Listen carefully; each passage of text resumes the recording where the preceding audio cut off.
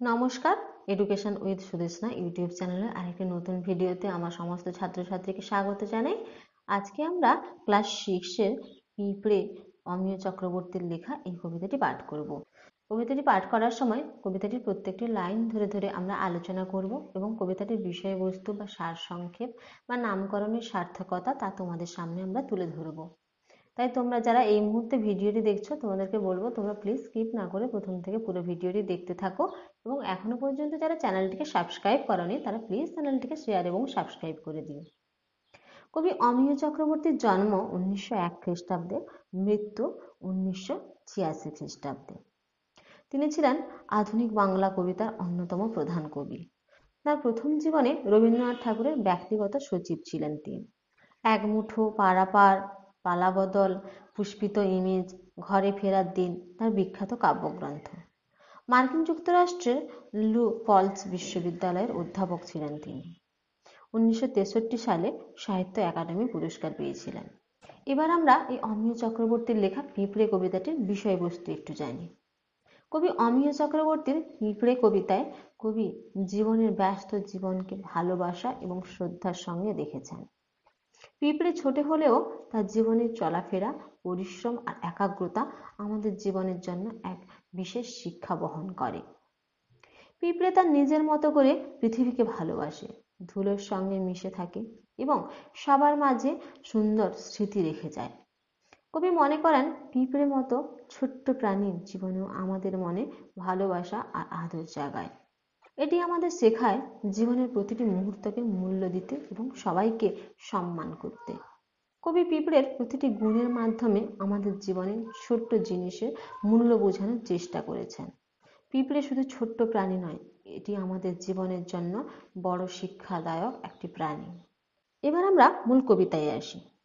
আহা পিঁপড়ে, ছোট পিঁপড়ে, ঘুরুক দেখুক থাকুক, কেমন যেন চেনা লাগে ব্যস্ত মধুর চলা, স্তব্ধ শুধু চলার কথা বলা, আলোয় গন্ধে ছুঁয়ে তার এই ভুবন ভরে থাকুক।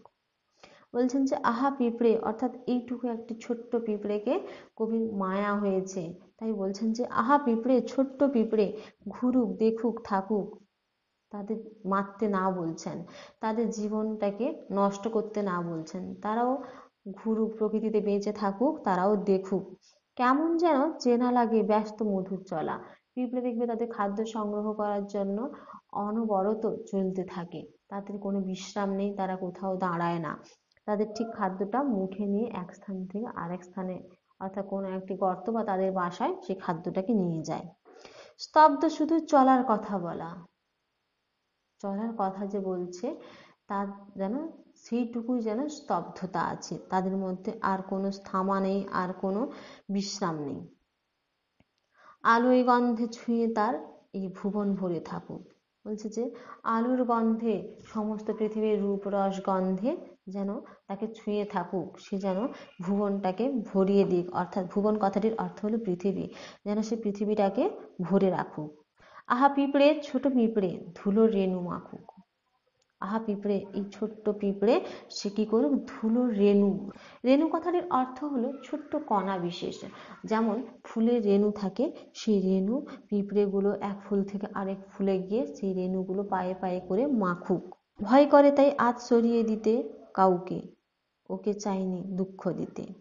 বলছেন যে ভয় করে ওকে সরিয়ে দিতে, ও যে এই একটা সুন্দর চলা আছে, বিশ্রামহীন একটা পরিশ্রম আছে, তা দেখে আমাদের শেখা উচিত, তাকে সরিয়ে দিতে ভয় করে। ওকে চাইনে দুঃখ দিতে, কবি ওকে দুঃখ দিতে চান না, ওকে কষ্ট দিতে চান না।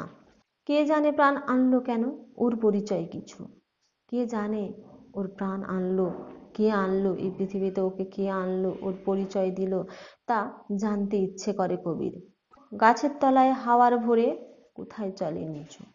বলছেন যে গাছের তলায় হাওয়ায় কোথায়, সে নিচু জায়গায় কোথায় চলছে, তার এই বিরামহীন চলা কোথায়।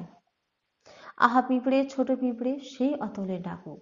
অর্থাৎ পিঁপড়ে তো মাটির নিচে গর্ত করে থাকে, বেশ মাটির নিচে অনেকটা নিচের দিকে থাকে, তাই বলছেন যে অতল, অর্থাৎ অনেকটা নিচু জায়গাকে বলা হয় অতল। সেই অতলে এই ছোট্ট পিঁপড়েগুলো যেন ডাকুক আমাদেরকে, তাদের যে এই জীবনযাপনের নিয়ম, তাদের যে এই পরিশ্রম তা আমরা দেখব। মাটির বুকে যারাই আছি এই দুদিনের ঘরে, তার স্মরণে সবাইকে আজ ঘিরেছে আদরে। আমরা মাটির বুকে যারা আছি, অর্থাৎ আমরা এই পৃথিবীতে, এই ধরিত্রীতে যারা আছি এই দুদিনের ঘরে, অর্থাৎ জন্মেছি যখন আমাদের প্রত্যেকেরই মৃত্যু হবে, এই যে আমরা বেঁচে আছি এই সময়টাকে কবি বলছেন যে এই দুদিনের ঘর, তার স্মরণে সবাইকে আজ ঘিরেছে আদরে।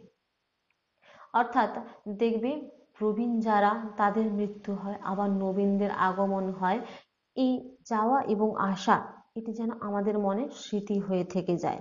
তাই বলছেন যে সবাইকে, কবি বলছেন যে যেন সবাই সবার মধ্যে আদরে আনন্দে থাকে, সবাই সবাইকে ঘিরে রাখুক এবং সবার স্মৃতিগুলো, সবার ভালোগুলো আমরা যেন শিখতে পারি, সবার থেকে কিছু না কিছু শিখতে পারি, সবাইকে যেন আমরা স্মৃতি হিসেবে মনে রাখতে পারি।